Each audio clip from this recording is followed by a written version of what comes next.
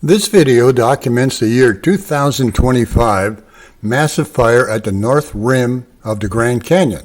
The fire is known as Dragon Bravo Forest Fire.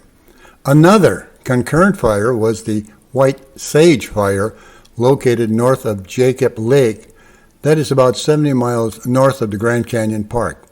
White Sage started on 9 July 25.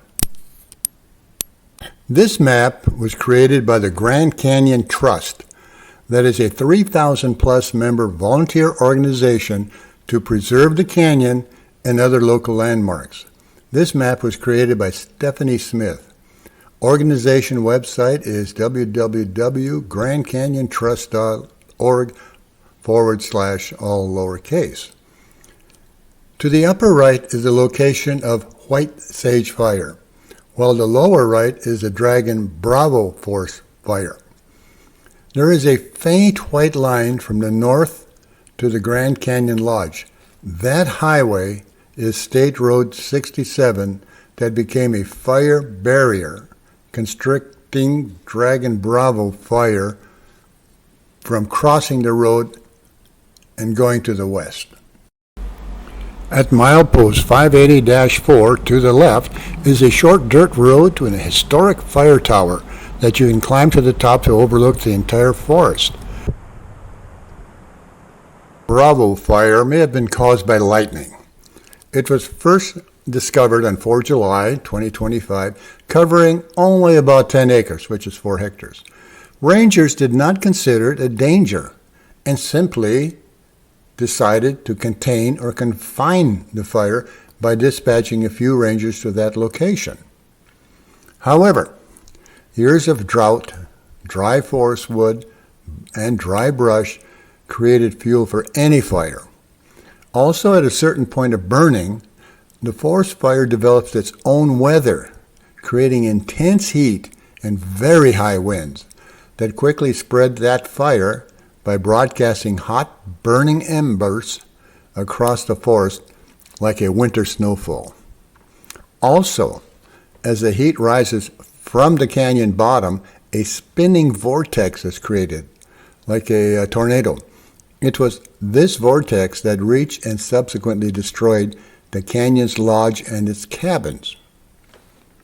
By July 7th, it became evident that this was a very dangerous fire.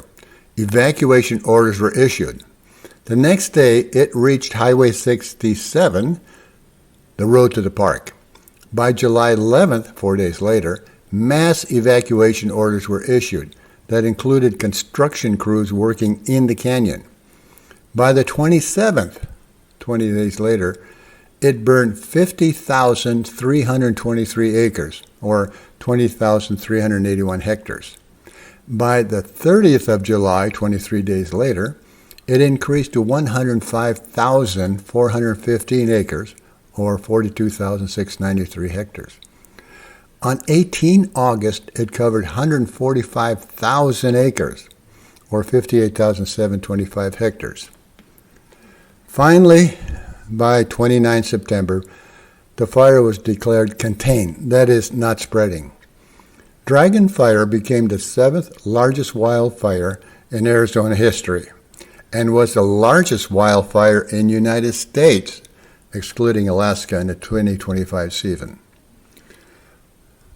Typically, on September 12, 25, the White Sage Fire was also declared 100% contained.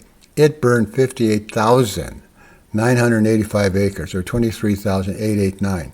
You can see this destruction as you drive from Toroweap to Jacob Lake. Now, typically, the blame game started with the Arizona governor ordering instant and prolonged investigations. Then add endless federal agencies. All are fast-tracking restoration and financing. However, we could not locate that elusive final plan. It must be somewhere. The prime concern is a new lodge and cabin design. Retain the historic lodge design, as you see later, or a modern plastic visitor center. Also, replace the cabins would create a high-rise hotel. Thus, and I can't emphasize this enough, the Grand Canyon Trust, referenced earlier, is critical, repeat, critical to this evolution. Donations there are sincerely appreciated.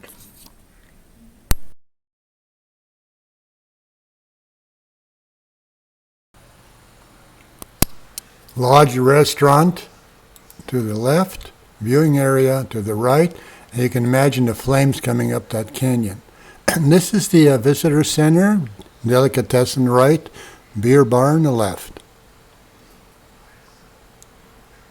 Viewing area, always filled with spectacular views. Notice the walls, stone walls. Dining area, views to the left. Impossible to have a dinner or a breakfast reservation because of sunrise or sunset, and it's just plain crowded. Notice the beams with the Indian symbols on each beam.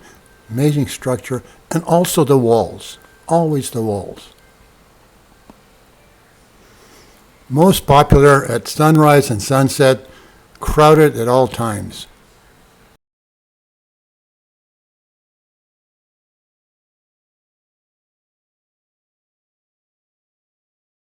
This bronze burrow sculpture is Brighty, who fortunately survived the fire. He was named after Bright Angel Creek that is located at the bottom of this canyon, where he carried water to the visitor center. He roamed the Kaibab Forest from 1892 to 1922 while also entertaining guests at this lodge. In 1913, Brighty joined President Theodore Roosevelt to hunt mountain lions near Powell Plateau. There, in the Moab Saddle, is a memorial cabin named after the president. A children's book was written about Brighty in 1953 by Marguerite Henry titled Brighty of Grand Canyon.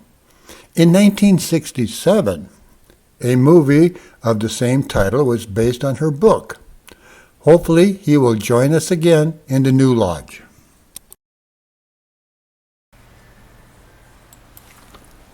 Now let us visit the area that was totally destroyed on 13 July. On this map in the center is a P, letter P. If you draw a vertical line up and down, fundamentally everything to the left was destroyed except for a few cabins to the lower left. And you can see the two people walking. That's the area to the lodge that was totally destroyed. Well, 85% destroyed.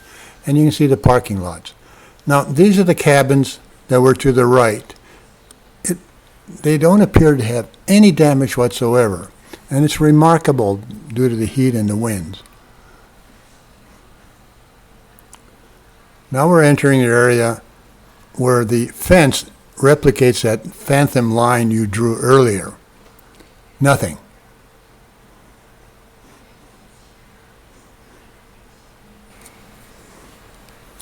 Follow this sidewalk down to a T, where there's a adjoining sidewalk. Left and right is where the cabins were located before the fire destroyed the trees that were cut into large logs that were sent to local lumber mills, like the one in Fredonia may have received them. And there on the left you see a brush pile that still has not been removed. To the left is the entry to the park, and to the top left was the parking area. Nothing was destroyed there. Look at these trees, as if there was no fire at all. And there are cabins again.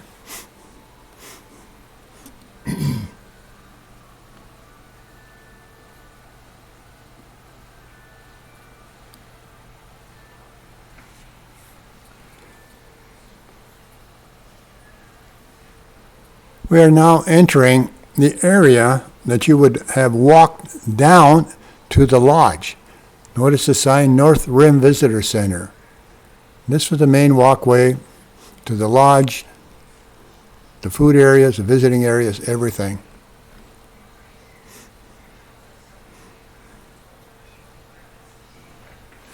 Of the 229 buildings in this area, 106 were either severely damaged or destroyed. Of the 114 cabins, 80 were destroyed. Lodge, 85% destroyed.